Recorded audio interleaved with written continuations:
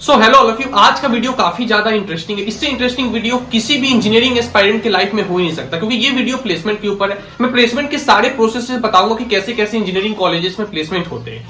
देखो, सबसे पहले क्या होता है, जो सबसे फर्स्ट स्टेप ये होता है कि हमारा कॉलेज का जो प्लेसमेंट सेल है वो कंपनीज के पास ईमेल करते हैं कि भाई साहब हमारे यहाँ प्लेसमेंट शुरू हो चुके हैं, ये हमारा टाइमिंग है। उसके बाद अब ईमेल रिसीव करने के बाद अब बहुत सारे कंपनीज को ईमेल भेजा जाता है। उसके बाद जो कंपनीज है वो ऑब्वियसली सारी तो आएंगी नहीं, तो उसमें से मैक्सिमम कॉलेज को इन्फॉर्म कर दिए कि भाई मैं इस तारीख को आ रही हूं, मेरी ये एलिजिबिलिटी है कि मैं इलेक्ट्रिकल या मैं कंप्यूटर साइंस इंजीनियरिंग के स्टूडेंट्स को लेने आऊंगी, मैं इस तारीख को आऊंगी। आप मुझे उनका सीवी का डिटेल एक्सेल फॉर्मेट में भेज दीजिए और जो भी बच्चे इंटरेस्टेड है उनका लिस्ट हमें भेज दीजिए। उसके बाद कॉलेज आपके जो ग्रुप होगा वहां पे आपके लिए एक गूगल फॉर्म सर्कुलेट कर देगा। उसके बाद जो भी इंटरेस्टिंग कैंडिडेट्स है, जो एलिजिबल कैंडिडेट्स है, वो गूगल फॉर्म अप्लाई कर देंगे।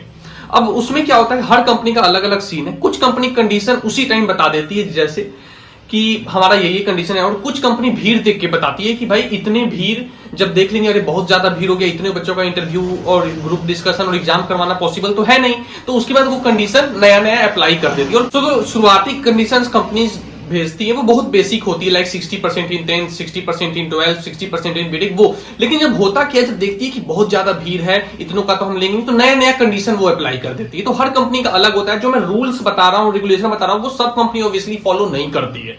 ऐसा ही भी कंपनी जो थी जो सिर्फ टेलीफोनिक इंटरव्यू पे भी हायर कर लेती है, लेकिन जो इन जनरल होता है, जो मैक्सिमम 80 to 90% कंपनीज करती है, वो प्रोसेस में बता रहा हूँ। उसके बाद कंपनीज क्या क्या कंडीशन लगाती है प्लेसमेंट के टाइम में। तो फर्स्ट स्टेप क्या होता है, जैसे लिस्ट चला गया कि ये बच्चे इंटरेस्टेड है, उसके बाद अब उनको भीड़ हटाना है। उसके बाद रूल लगा देंगे कि 10th में भैया हमें 75% चाहिए या 70% चाहिए, 12th में हमें 75% चाहिए, 70% चाहिए, या हर कंपनी का अलग अलग है।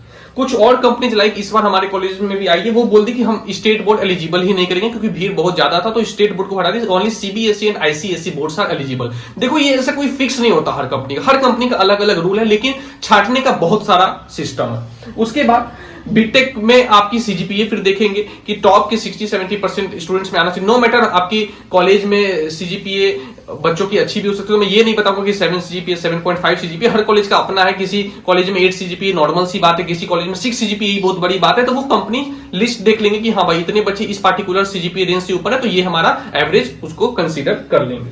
उसके बाद maximum of the companies double droppers are not eligible. जो भी 12th का एग्जाम देने के बाद 2 बार ड्रॉप कर लेते हैं कॉलेज में, एक बार ड्रॉप हर जगह एलिजिबल है, कहीं दिक्कत नहीं आएगी, लेकिन जो भी 2 बार ड्रॉप है उन्हें दिक्कत आएगी। उसके बाद कई कंपनी बोलेगी कि एक्टिव बैकलॉग नहीं होना चाहिए, लेकिन कई बार ये बोल देती है कि पैसिव बैकलॉग भी नहीं, यानी प्रीवियस बैकलॉग भी नहीं होना चाहिए, जबकि आपने उस सब्जेक्ट को क्लियर कर लिया, लेकिन उनको छांटना होगा तो वो बोल देंगे कि ये भी नहीं होना चाहिए। और एक्टिव बैकलॉग तो बहुत सारी कंपनी कहेंगे कि नहीं होना चाहिए। ईयर बैक को तो बहुत मुश्किल है कि वो अलाउ कर दे। हर कंपनी का देखो अलग अलग रूल होता है, जो मैं इन जनरल है वो रूल बता रहा हूं। ये है फर्स्ट स्टेप, शॉर्टलिस्ट हो गए, अब आपका लिस्ट में नाम आ गया। उसके बाद सेकंड स्टेप क्या होता है, एग्जाम होता है। एग्जाम में क्या होता है कि ऑनलाइन भी हो सकता है या ऑफलाइन भी हो सकता है। ऑनलाइन हुआ तो चीटिंग करके, ऑफलाइन हुआ तो तुक्का मार के या खुद से बना के आप करो उसको क्लियर। उसमें क्वेश्चन होते हैं रीजनिंग, टेक्निकल क्वेश्चन होंगे, मेंटल एबिलिटी के होंगे, आपके सब्जेक्ट से रिलेटेड ही क्वेश्चन होंगे। उसमें फिर दिक्कत की कोई बात नहीं है, उसमें वो ये देखेंगे, ऊपर से वो देख लेते हैं, जिनका जिनका अच्छा है वो ले लेते हैं। ऐसा नहीं है कि क्योंकि आपने जो पढ़ा है वो सबने पढ़ा है, तो ऐसा नहीं होगा कि बिल्कुल ही कुछ अलग सा आ जाए, ऐसा नहीं है। उसके बाद थर्ड नंबर पे जो होता है वो होता है ग्रुप डिस्कशन। उसके बाद जो भी सिलेक्टेड कैंडिडेट्स हैं उन्हें ग्रुप्स में वो डिवाइड कर देंगे, 5-5 या 7-7 बच्चों के या 10-10 बच्चों के ग्रुप में वो 10-12 ग्रुप आपको सामने बना देंगे। हर ग्रुप में से फिर ग्रुप एक बीच में टॉपिक दे देंगे, लाइक इलेक्ट्रिक व्हीकल पे आपको बोलना है, बहुत सारा टॉपिक दे देंगे। उसमें जो बेस्ट बच्चे होंगे 1 या 2, वो हर ग्रुप में से 1 या 2 को सिलेक्ट कर लेंगे।